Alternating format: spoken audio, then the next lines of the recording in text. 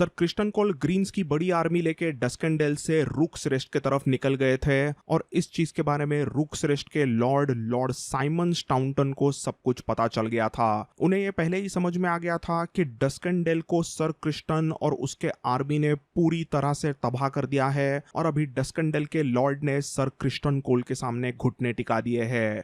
But वैसा करने के पहले सर क्रिस्टन ने उनके फैमिली के कई सारे लोगों को मारा था और आधे से ज्यादा डस्कनडेल को उन्होंने जला दिया था। तो अभी सर क्रिस्टन कोल ऐसे ही रुक्सरेस्ट में आते हैं तो रुक्सरेस्ट के कैसल को भी वो जरूर तबाह करेंगे और हाउस टाउनटन के कई सारे अलग अलग मेन एट आर्म्स के साथ साथ कई सारे हाउस टाउनटन के फैमिली मेंबर्स को भी मारा जाएगा। ये चीज रुक्सरेस्ट के लॉर्ड साइमन स्टाउंटन को अच्छे से पता थी और इसीलिए क्रिस्टन कोल पूरी तरह से वहां पर रुक्सरेस्ट में आके सबको तबाह करे उसके पहले ही लॉर्ड साइमन स्टाउंटन ने ड्रैगन स्टोन को एक रेवन भेज दिया। इस रेवन में उन्होंने सीधा ब्लैक क्वीन रेनिरा को बता दिया कि उन्हें बहुत ज्यादा मदद की जरूरत है। उन्होंने सीधा बताया कि प्लीज माय क्वीन हमें हमारे लिए सपोर्ट भेजिए। हमने आपके सामने बेंड नी किया, आपको हमने हमारा क्वीन माना, बट अभी हमारी रक्षा मतलब तुम्हारी जिम्मेदारी है। तो please my queen send some support for us, save us. तो ये लेटर जब ग्रैंड मास्टर गेराडिस पढ़ के अच्छे से रेनिरा को बताते हैं तब रेनिरा को समझता है कि उसे कुछ भी करके लॉर्ड साइमन स्टाउंटन और रुक्सरेस्ट के सभी वासियों को अच्छे से बचाना पड़ेगा ही। इसके पहले ही रेनिरा ने कुछ अपने सपोर्टर्स गवा दिए थे क्योंकि सर क्रिस्टन कोल ने उन सभी सपोर्टर्स को घुटने टिकाने पे मजबूर कर दिया था। इस समय अगर ब्लैक काउंसिल के कोई लोग कहे तो वहां पर सिर्फ रेनिरा के साथ साथ सी स्नेक, उनकी वाइफ रेनिस और ऑब्वियसली मशरूम ही था। बाकी वैसे यहाँ पे कोई भी नहीं था और एकदम डेमोन को वगैरह रेवन भेज के उसे बुलाना उसमें काफी समय जाता क्योंकि सर क्रिस्टन और उनकी आर्मी अभी ऑलमोस्ट रुक्सरेस्ट पे पहुंच ही गई थी। जब ड्रैगन स्टोन पर ये रेवन से आया हुआ मैसेज वगैरह पढ़ा जा रहा था, जब ब्लैक काउंसिल की मीटिंग्स वगैरह शुरू थी कि क्या करना है, तब तक तो सर क्रिस्टन एक्चुअली उनके आर्मी के साथ रुक्सरेस्ट के बाहर पहुंच गए थे। बाहर से पूरी तरीके से उन्होंने उसको घेर लिया था। तो ये सब शुरू था और एक्चुअली यहाँ पर ब्लैक काउंसिल एक डिसीजन लेता है और ये डिसीजन बहुत ही इंपॉर्टेंट होगा इस पूरे वॉर में। और ये डिसीजन था कि रुक्सरेस्ट के सपोर्ट के लिए रेनिस उसके ड्रैगन मेलिस पे बैठ के जाएगी और क्रिस्टन कोल के आर्मी को तबाह करेगी। तो जैसे कि मैंने कहा क्रिस्टन कोल और उसके ग्रीन्स के आर्मी का रुक्सरेस्ट के एरिया के नज़दीक काफ़ी तबाही शुरू था।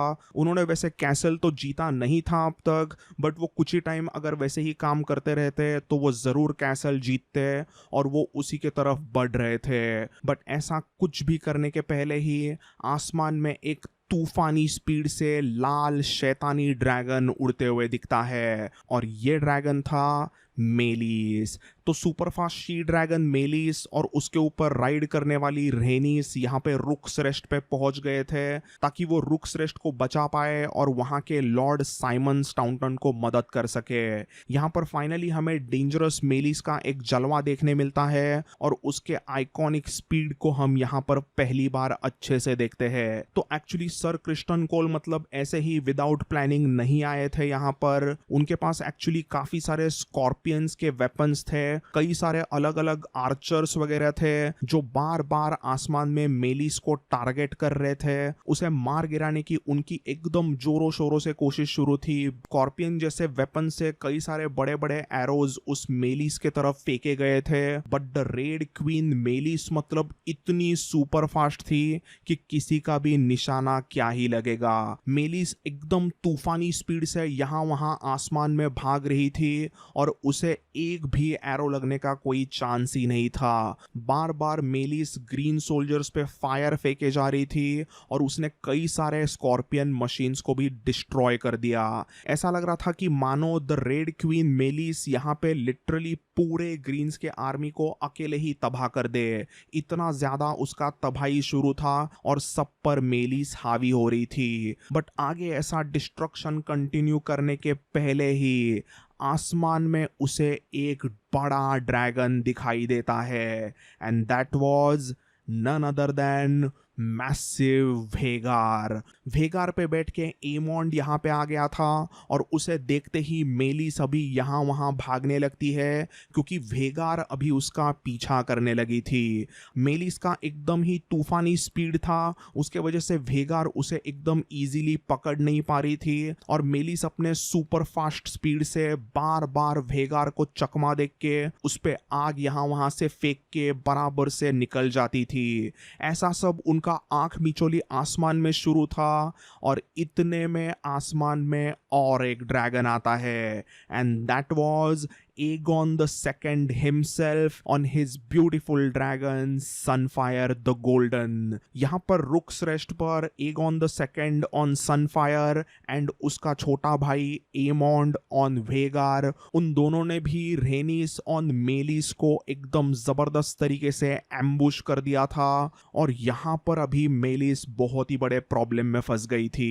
मेलिस कुछ तो करके वेगार को बराबर से चकमा दे रही थी और सनफायर पे कभी आंख फेंकती थी तो कभी वो बराबर से सनफायर को चकमा देख के वेगार पे आंख फेंकती। रेनिस की रेड क्वीन मेलिस यहाँ पे इतनी सुपर फास्ट ड्रैगन थी कि वो एक्चुअली इस पूरे बैटल को छोड़ के सनफायर और वेगार से भाग सकती थी। उसे ऐसा जरूरी नहीं था कि उस वो फाइट में इन्वॉल्व हो, बट रेनिस भागने वालों में से नहीं थी। वहां पर रेनिस अपने प्यारे ड्रैगन मेलिस को कुछ तो एकदम वलेरियन लैंग्वेज में प्यार भरे अंदाज में कुछ कहती है और मेलिस भी चीख के कहती है कि she is ready to fight them both. कहा जाता है कि वेगार, मेलिस और सनफायर एक दूसरे पे इतनी आग मारते हैं कि मानो आसमान पूरा जलने लग गया हो। यहाँ पर मेलिस दोनों ड्रैगन को यहाँ वहां से चकमा देख के आग मार के बहुत ही जबरदस्त तरीके से फाइट करती है और खास करके मेलिस सनफायर को तो बहुत ही ज्यादा डैमेज करती है।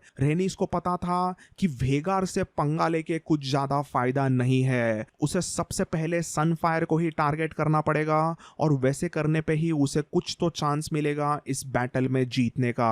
तो इसी वजह से मेलिस बार बार सनफायर पे अटैक करती है, बट सनफायर भी कोई ऐसा एरा गेरा ड्रैगन तो था नहीं। वो खूबसूरत तो था ही, बट वो बहुत ही डेंजरस ड्रैगन भी था और उसके इस पहले ही फाइट में उसने भी दिखा दिया कि वो मेलिस को डैमेज कर सकता है। तो मेलिस बार बार वेगार से भाग रही थी और कैसे तो करके वो बार बार सनफायर को डैमेज कर रही थी, उसे इंजोर्ड कर रही थी और उसने इतनी ज्यादा सनफायर पे आग मारी कि सनफायर की बॉडी तो अभी लिटरली काली होने लगी थी। तो ये सब आसमान में बहुत टाइम तक चलता रहता है। तीनों ड्रैगन्स के चीखने चिल्लाने का आवाज यही कुछ आधे घंटे से भी ज्यादा शुरू ही रहता है और आसमान में एक भयानक वॉरफेयर शुरू ही रहती है। बट अभी एग्जैक्टली आसमान में क्या हुआ उसके बारे में बुक में ऐसे डायरेक्टली तो नहीं बताया है, बस इतना ही बताया गया कि आसमान में से तीनों ड्रैगन्स एक एक करके इवेंचुअली नीचे गिरने लगते हैं।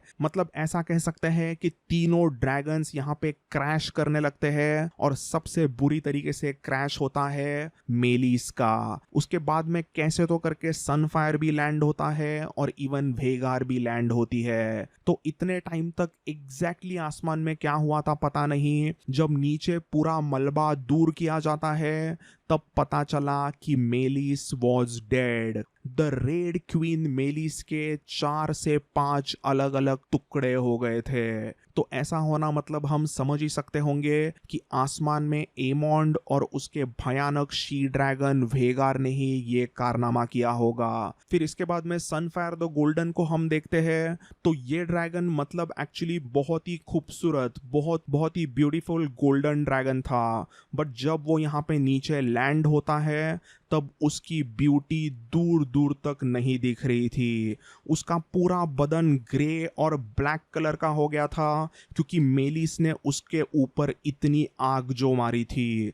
मेलिस ने उस ब्यूटीफुल गोल्डन ड्रैगन की पूरी स्किन जो गोल्डन कलर की थी उसे लिटरली जलाकर ब्लैक कर दिया था। तो ये ड्रैगन पूरा ब्लैक एंड ग्रे तो हुआ ही था, बट उसी के साथ साथ सनफायर के साथ और एक सैड चीज हुई थी और वो ये थी कि उसका एक पूरा पंख ही टूट गया था। वहां पर बेचारा सनफायर द गोल्डन लिटरली जोर जोर से रो रहा था और उसका राइडर एगॉन द सेकंड भी बहुत ही ज्यादा इंजर्ड था और वो रोते रोते जोर से चिल्लाते हुए रेनिस और मेलिस को गाली दे रहा था। एगॉन द सेकंड भी आधा जल गया था और उसकी हड्डियां कई सारी टूटी हुई है ऐसा लग रहा था। एगॉन द सेकंड ने इस बैटल में एक बहुत ही खूबसूरत गोल्डन कलर का ही आर्मर पहना हुआ था और वो आर्मर भी पूरी तरह से पिघल के पूरा मेल्ट होके उसके स्किन में घुस गया था। तो आप समझ ही सकते होंगे कि वो कितना दर्द में वहां पे हो सकता है। तो एगॉन द सेकंड और सनफायर द गोल्डन दोनों वैसे बचे तो थे, वो दोनों सांसें ले रहे थे, वो दोनों जिंदा थे, बट वो बहुत ही ज्यादा इंजर्ड हो गए थे। दूसरी तरफ हम अगर वेगार को देखते हैं तो वेगार के भी बॉडी पे कई सारी यहाँ वहाँ इंजुरीज वगैरह थी। उसकी भी कई सारी ग्रीन ब्लैक जो स्किन थी वो काफी ब्लैक हो गई थी और थोड़ा बहुत वो यहाँ वहाँ जल भी रही थी। दैट मीन्स मेलिस ने उसे भी काफी जबरदस्त तरीके से डैमेज किया था। बट वेगार वॉज सो ह्यूज और वो इतनी खूंखार और डेंजरस थी कि शी वॉज स्टिल स्टैंडिंग और ऐसा लग रहा था मानो उसके लिए वो सब एकदम छोटे खरोच ही थे।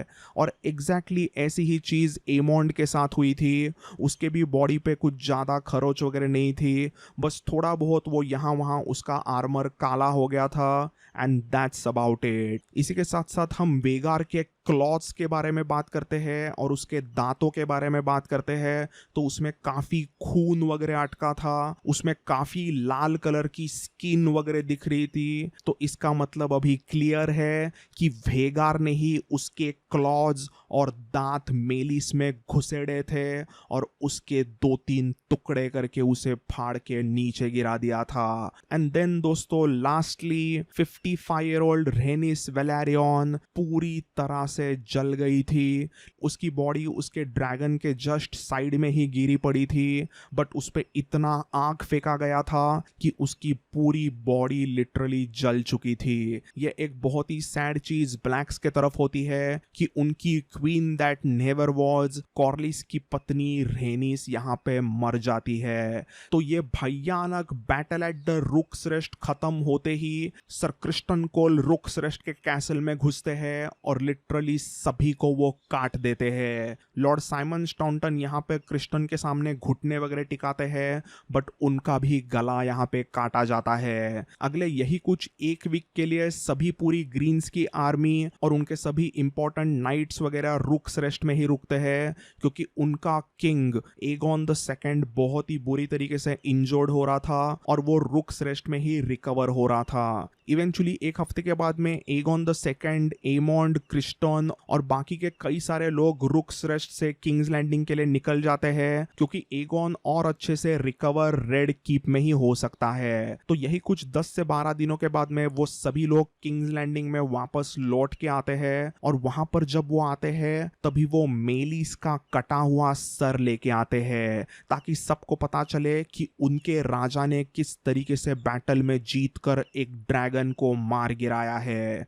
तो मेलिस के इस कटे हुए सर को देखने के लिए हजारों की भीड़ यहाँ पे किंग्स लैंडिंग में जम गई थी और सब लोग एगॉन द सेकंड के नारे लगाते हैं। बट एगॉन द सेकंड उन्हें देखने के लिए बाहर नहीं निकलता क्योंकि हमने जैसे कि जाना कि एगॉन द सेकंड की शक्ल अभी बहुत ही भयानक हो गई थी, उसकी शक्ल बहुत ही गंदी तरीके से डैमेज हो गई थी। वो वैसे मरा तो नहीं था बट एगॉन द सेकंड इस समय पर एक जिंदा लाश बन चुका था। एगॉन द सेकंड अभी रेड कीप में रहने लगता है और बहुत ही ज्यादा दर्द में होने के वजह से, बहुत ही ज्यादा पेन में होने के वजह से वो बार बार मिल्क ऑफ द पॉपी को यूज करता है। ये मिल्क ऑफ द पॉपी कुछ टाइम के लिए राहत जरूर देता है बट वो मरीज को उसका एडिक्ट बना देता है। तो एगॉन द सेकंड के साथ में ये सब सैड चीज होती है। वो दिन भर रोता रहता है, चिल्लाता रहता है, उसे लिटरली खाना खाने के लिए मुश्किल हो गया था क्योंकि उसका गाल वगैरह पूरा जल गया था, उसकी बॉडी लिटरली मेल्ट हो गई थी, बट वो ऐसी ज़रूर थी कि वो जिंदा रह सके। उसकी ज़िंदगी इतनी सैड हो गई थी कि उसका पूरा जीना हराम हो गया था। एलिसेंट ने यहाँ पर बैटल के बारे में कह दिया कि हम बैटल तो जीत गए, बट एट व्हाट कॉस्ट। तो दोस्तों अगर देखा जाए तो ग्रीन्स को लिटरली अकेले रेनिस ने आधा खत्म कर दिया था। She had half destroyed the greens. तो दोस्तों जैसे कि मैंने कहा कि किंग्स लैंडिंग में मेलिस का कटा हुआ सर लाया जाता है, तो इसी के related actually house of the dragon season 2 के कुछ पिक्चर्स लीक हुए थे। तो ये जो हमें इस गाड़ी पे चीज वगैरह दिख रही है, तो ये एक्चुअली मेलिस का ही कटा हुआ सर है, ऐसी खबर है। तो दोस्तों हमने एगोन द सेकंड का बहुत ही बुरा हाल तो जान लिया था, बट उसके ड्रैगन सनफायर का भी बहुत ही बुरा हाल हो गया था। सनफायर को भी मेलिस ने बहुत ही बुरी तरीके से डैमेज किया था और उसने एक पंख ही काट दिया था। सनफायर एक ड्रैगन होके भी उसे अभी उड़ना ही नहीं आ रहा था और उससे चलना भी अभी मुश्किल हो गया। कैसे तो करके सनफायर अपने आप को घसीट घसीट के मूव करता रहता था और वो यहाँ वहाँ घूमने की कोशिश करता, और उसके चीखों से क्लियरली पता चल रहा था कि बेचारा सनफायर बहुत ही ज़्यादा दर्द में है और वो बार बार रोता।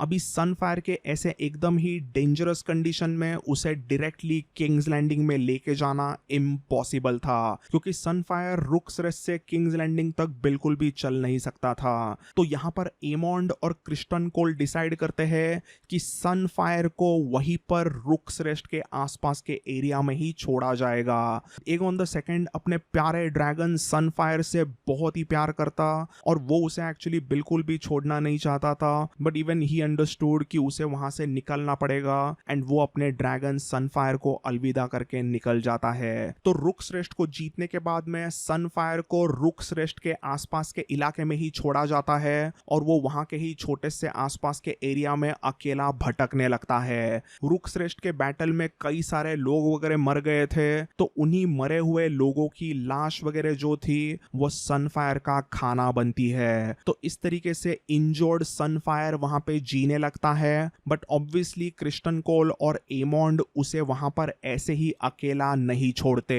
एमॉन्ड ने वहां पर अपने कुछ एकदम स्पेशल गार्ड्स, कुछ नाइट्स, कई सारे मेन एट आर्म्स और कुछ ड्रैगन कीपर्स को वहीं पे रख दिया था ताकि वो सनफायर को अच्छे से संभाल पाए, ताकि वो सनफायर को गार्ड कर सके और उसे अच्छे से ट्रीटमेंट देके उसे हेल्दी बना सके। बट ये सभी चीजें बाद में, क्योंकि इस समय पर सनफायर थोड़ा सा गुस्सेल हो गया था और कोई भी उसके नजदीक जाता तो वो सीधा उन पे आंख फेंक के मार रहा था। तो सब लोग सनफायर को जो करना है वो करने दे रहे थे, बट उस पे दूर से उनकी नजर जरूर थी। एनीवेज, जैसे कि मैंने पहले कहा कि एगोन द सेकंड अभी बहुत इंजर्ड हो चुका है, वो बार बार अभी बिस्तर पे ही रहता था, लेटा रहता था, वो उसे बिल्कुल भी रूम से बाहर आना होता नहीं था। वो मिल्क ऑफ द पॉपी के नशे में अभी टुल होने लग गया था। तो ऐसे सब चलते इस समय पर आयरन थ्रोन पर ऑफिशियली बैठता है वन आइड एमॉन टारगेरियन। जी हाँ, तो बड़े भाई एगोन द सेकंड के इंजुरी के वजह से एमॉन्ड न्यू रीजेंट किंग बनता है और राज कारोबार को संभालने लगता है। यहाँ पर एमॉन्ड का भी hand of the king Criston Cole ही रहता है और क्रिस्टन कोल सीधा एमॉन्ड को बता देता है कि now you take the decision, and उसके सर पे वो क्राउन भी रखता है। सेप्टन यूस्टस ने हमें बताया कि एमॉन्ड ने जब अपने सर पे क्राउन पहना तब उसने एकदम स्वैग में कह दिया कि ये क्राउन तो मेरे सर पे अच्छे से सूट होता है, more than Aegon it suits on my head. अब मैं उस ड्रैगन स्टोन के कमीनी को सबक सिखाऊंगा। इसके बाद में एमॉन्ड दरबार में सबको बता देता है कि ब्लैक्स के तरफ से सिर्फ डेमॉन ही डेंजरस है और उसे निपटाने के बाद में ब्लैक्स एकदम आसानी से ये वॉर जीत जाएंगे। तब बैडएस डैशिंग वन आइड एमॉन्ड की ऐसे एकदम कॉन्फिडेंस सी भरी बातें हुए सुनने के बाद में पूरे दरबार में सब लोग तालियां जोर जोर से मारते हैं और एमॉन्ड के नाम के वो वहां पे नारे लगाते हैं। तो लॉर्ड्स एंड लेडीज, अभी डांस ऑफ द ड्रैगन एकदम गर्म हो चुका है। अभी फ्यूचर में कुछ एकदम जबरदस्त पॉलिटिक्स और बैटल्स होने वाली है। तो स्टे ट्यून्ड और मोर एपिसोड्स के लिए इस चैनल को जरूर सब्सक्राइब करें। ये वीडियो पसंद आया तो लाइक करें और ऐसे ही एक्साइटिंग वीडियोस के साथ साथ मैं मिलूंगा आपको नेक्स्ट वीडियो में। Until then, bye and take care.